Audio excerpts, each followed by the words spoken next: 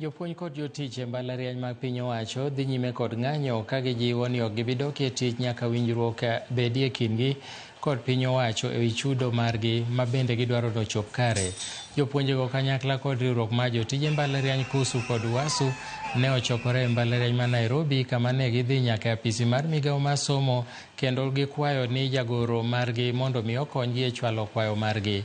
Ginyiso lit margi ne jopuonjre mag mbalariany ma somgi sani koro yudo ng'ikruok, kata kamano giwacho ni dwaro margi ni nyaka chopi eka ginyalo dok e tich. Gidwaro mondo mi ochulgi maromo siling bilion 7.9 kaachiel gi chak chopo ogirimiti manyien mar higa 2026 nyaka 29. Secretary, Minister of Education crying, and we are only on day 7. The 7th day and you have started crying. As we are used to this struggle, if you want to shorten the period, pay us 7.9 billion.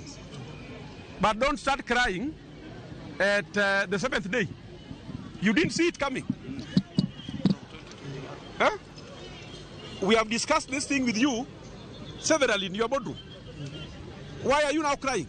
You didn't see this coming. We will serve that petition to National Assembly, and then we will proceed to Ministry of Education, our parent ministry, and finally the National Treasury.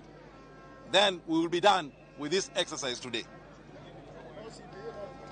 If we are not going to get the answers the way we have been patient for the last 8 years, then this strike will continue.